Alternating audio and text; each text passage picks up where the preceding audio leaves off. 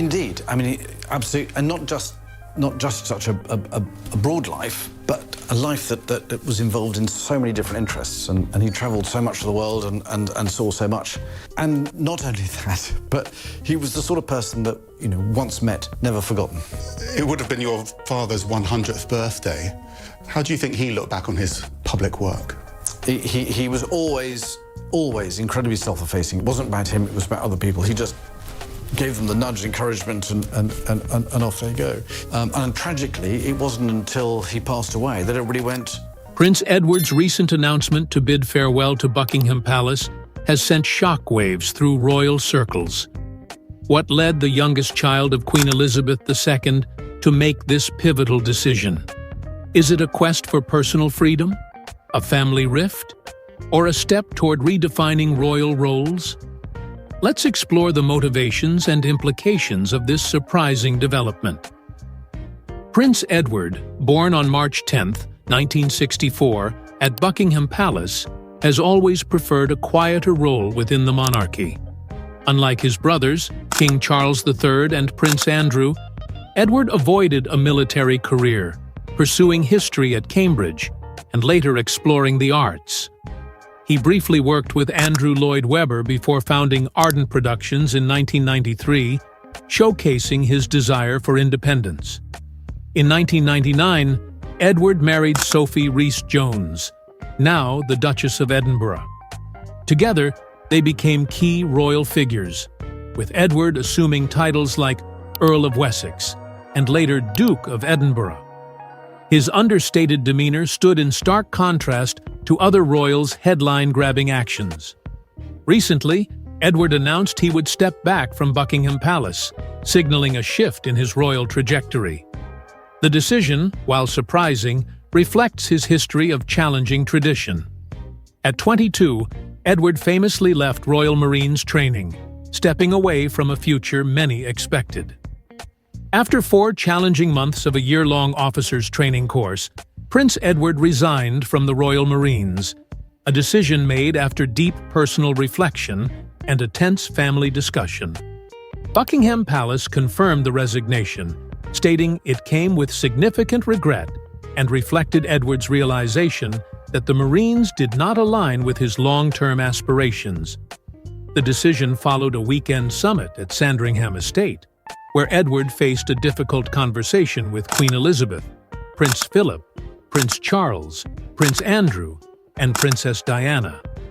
Despite their lack of support, Edward stood firm, explaining that continuing in an unwanted career would leave him unfulfilled. Shortly after, he formally handed in his resignation at Limestone, shaking hands with his peers and commanding officers in a bittersweet farewell.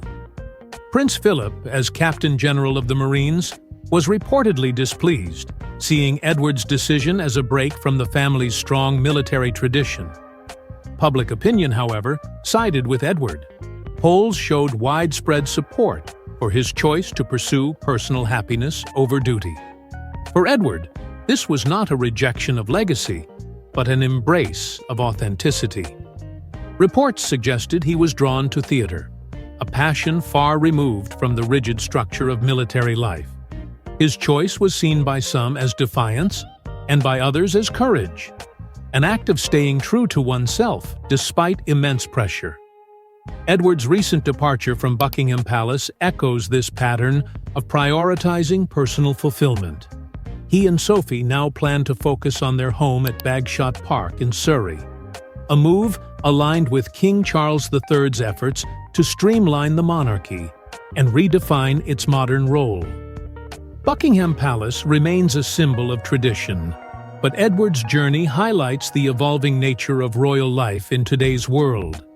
Prince Edward's departure from Buckingham Palace reflects his desire to balance royal duties with a personal, family-oriented lifestyle, aligning with King Charles III's vision of a modern monarchy.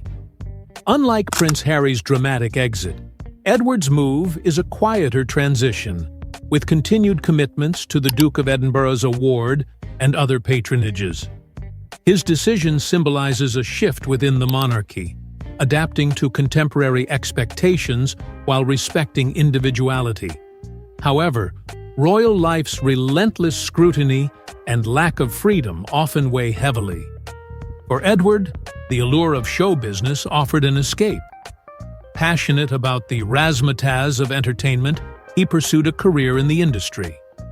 His early ventures included producing the Grand Knockout Tournament in 1987, which was widely ridiculed, and joining Andrew Lloyd Webber's Really Useful Group before co-founding a theatrical production company in 1990, which failed within a year.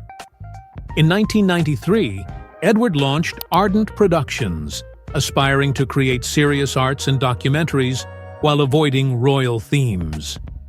Despite his ambitions, Ardent struggled.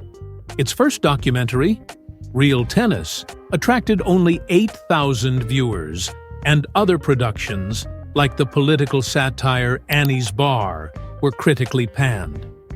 Critics accused Edward of leveraging royal connections, while his family, particularly Prince Philip, expressed doubts about his ventures.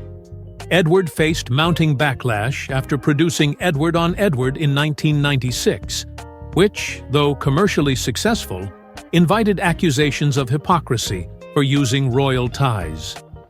Meanwhile, his wife, Sophie, faced her own challenges, including a PR scandal in 2001, prompting stricter royal guidelines on business dealings. Ardent's most controversial move came in 2000, producing royalty A to Z for E, which further strained Edward's credibility as a serious producer. Despite his setbacks, Edward's journey reflects the challenges of carving out an independent identity within the confines of royal expectations. Prince Edward's media venture, Ardent Productions, faced sharp criticism, particularly after filming near Prince William at St. Andrews, which infuriated Prince Charles. Labeled by many as a vanity project, Ardent struggled financially and publicly. By 2002, Edward stepped down, citing increased royal duties and the Queen's Golden Jubilee. The company officially dissolved in 2011, leaving behind minimal assets. As the youngest of the Queen's 4 children, Edward's life at Buckingham Palace was a blend of privilege and structure. His upbringing featured ceremonial duties, alongside moments of familial warmth. Despite the grandeur, Edward's parents, Queen Elizabeth II and Prince Philip, maintained close involvement in his and his siblings' lives. Encouraged to pursue his interests, Edward excelled academically and artistically, eventually attending Cambridge University and earning a degree in history. His love for theater led to a brief stint with Andrew Lloyd Webber's company and later founding Ardent Productions, setting him apart from his siblings. Growing up, Edward often found himself in Prince Andrew's shadow. Andrew's domineering behavior and tantrums contrasted with Edward's reserved and polite demeanor. However, Edward outshone Andrew academically and socially, becoming head boy at Gordonstoun and earning a spot on the cricket First 11. While Andrew pursued a successful naval career, Edward's attempt at a military path ended when he left the Royal Marines after 4 months, opting for a life aligned with his creative passions. Edward's private life with Sophie, the Duchess of Edinburgh, has been marked by dedication to royal duties and a commitment to privacy. Residing at Bagshot Park, the couple has earned respect as full-time working royals, especially in the years following Queen Elizabeth's passing. His relationship with Sophie, beginning in 1987, also shows his preference for privacy. Despite the media's constant scrutiny, they took 6 years before marrying, reflecting Edward's cautious approach to public life. In 2023, Edward was granted the title of Duke of Edinburgh, fulfilling his late father's wish. Despite initial concerns about modernizing the monarchy, King Charles honored his brother with the title, although there are speculations about its future. Now, as the Duke and Duchess of Edinburgh, Edward and Sophie continue to support causes close to their hearts while honoring Prince Philip's legacy. So, What would you do in Edward's shoes? Embrace royal duty or find your own path? Let us know in the comments. Like, share, and subscribe for more royal insights.